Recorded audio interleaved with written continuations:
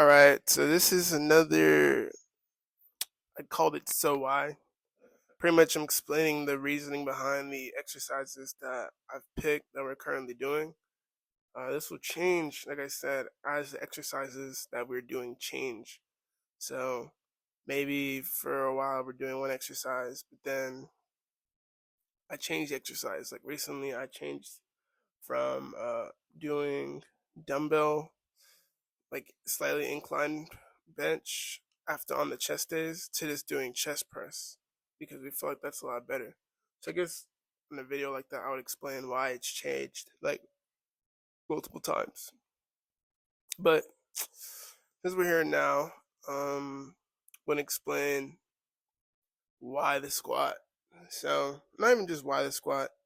Of course, being in Planet Fitness, aren't really many options for a leg movement.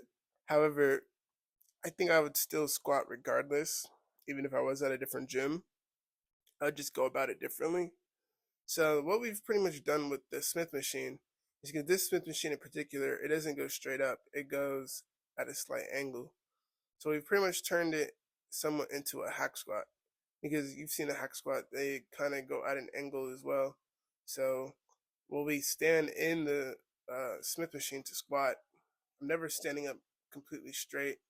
I'm always standing slightly at an angle, so my feet will be a little bit farther than my feet will be a little bit farther in front of me than my chest are.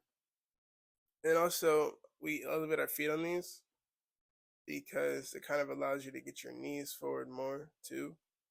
So that's kind of what we're trying to do when we do these squats. We're trying to bias our quads.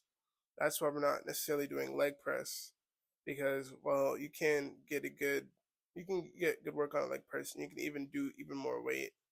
But since we do leg days divided into two focus days, quads and then hamstrings, we like to target each muscle as directly as possible without involving the other one. So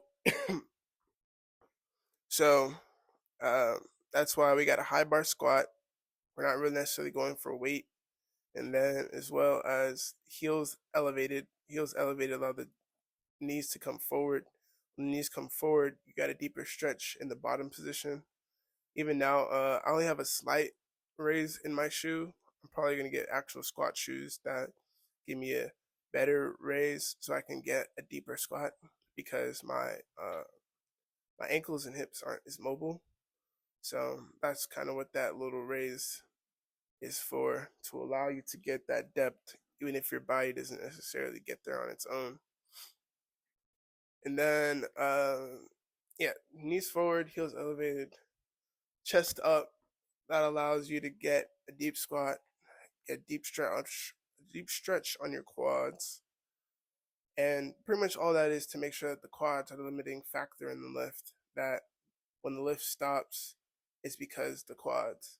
So we might not lift as heavy as if we were doing a normal squat or if we were doing a leg press, but making sure that the quads are what's doing the majority of the work in the lift. And then why squats in general, I guess. I think it's just a good total body movement. Prefer if you prefer doing them without the Smith machine and just in the open, that's just more you have to stabilize. But doing it on the Smith machine like this, you don't have to stabilize as much, and also the path is like predetermined. So if your form isn't as good, the bar will almost kind of force you into the right positioning. So it's definitely really beginner friendly. But it's always figuring out if you'd want those stability gains or if you want the not have to worry about stability gains. As in you can go harder, push the set further and all that. Now I've also that's a major thing about this that if it's easier to fail just to go to failure because if you do get stuck in the bottom position, you still just roll the rack forward and you roll the bar forward and then you rack it, as opposed to having to learn how to dismount from the bar. So this is just some of the advantages of using the Smith machine in general, not just for squatting, but it applies double to squatting because I'd say that when you're squatting, probably why most people avoid it is it's a pretty vulnerable position. Like the weight you have on your back, most people, if you set that weight on their back while they're in the bottom, they may not be able to get up. So, and then of course you got your joints like your knees and stuff that are being affected by it. So it's honestly just kind of a, for a better lack of a better word, it's a scarier exercise. So Smith machine can kind of get rid of some of that fear. But that's also part of why I think it's good to do them, because not only are they scary, quote unquote, but they also are very challenging. Like squatting, it just feels uncomfortable. Like, yes, it can feel good, but a lot of the times it just feels uncomfortable. You may even get like a sense of panic when you're going heavy. Like when you're doing a bench, if the bench lands on your chest, like as long as you don't drop it on your chest, if it just comes on your chest, usually you'll be fine. And then the person that is spotting you can even help you get it off your chest, right?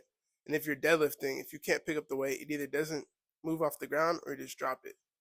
When it comes to squatting, when the weight is too heavy, literally you're being crushed. So I think that's kind of where some of the hesitation around the movement comes in. But instead of just legs, it's also a great total bodybuilder. Total bodybuilder. Like you put it on your back, putting it on your traps, even forcing your body to build the shelf, forcing core stability. Um, like I said, just the fact that it feels uncomfortable kind of just builds you more resilient. It makes you more resilient to just literal pressure. And then all of that fun stuff. If it's not as directed on the quads, you also get pretty good glute activation too, glute work and all that. So yeah, that is why we squat the way we do. And again, the rep scheme is 10, 6 to 8. Yeah, 10 reps, 6 to 8 reps, and then 2 sets at 5 reps. So I was doing 4 for a bit, but I decided to drop the weight so I could get the more reps because I'm not necessarily training for strength, training to get the reps. So I usually start, I think, at 160, around that. I think I went a little bit lighter last time, but around 160, and then it's not necessarily 50%. It's a little higher.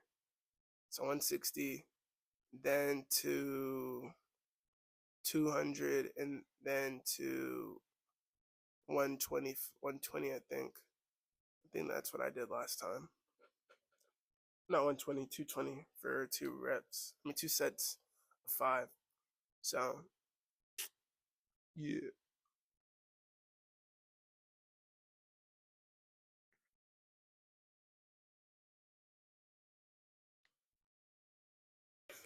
Or when I dropped it, it just turned off. So I don't know if my mic just turned on or it's been on. But fuck it, we ball.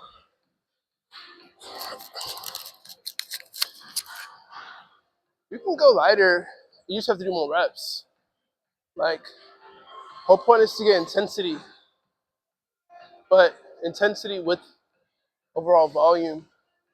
So if you can't do like, because you can do 5 reps with some weight, you just have to figure out what that weight is. But if that's not something we're gonna do, you can just do 10. I mean, it's a Smith machine. Like, there's only so many gaps for form you can even have.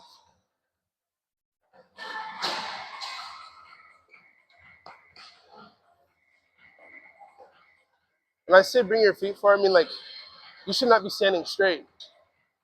You see how this bar is angled? Not that far out. Look at the angle of the bar. That's the way your body's gonna move. If a squat's supposed to be a straight line, your body has to be, it's like a hack squat. You ever see one of those? when niggas are like diagonal with a squat on their back. That's pretty much what we're doing. We're not doing it like a normal squat. Yeah, let's take off that and let's do 10 reps. You did 10 fine the first time, so let's keep doing 10 for 4 sets. A 10 on or just a 40 35? I say go for 12 even.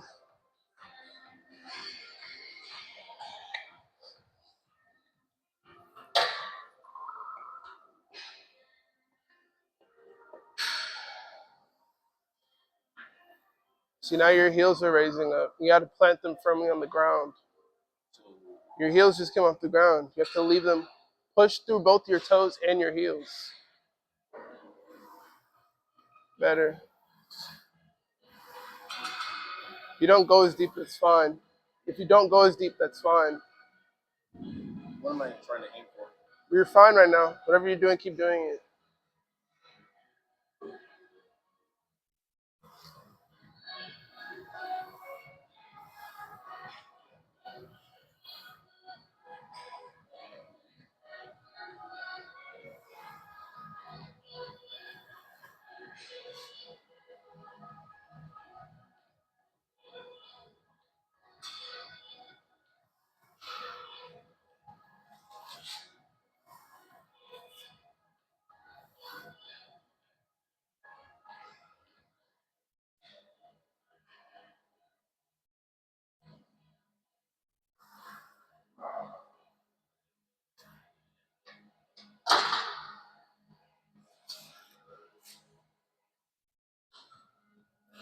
Okay.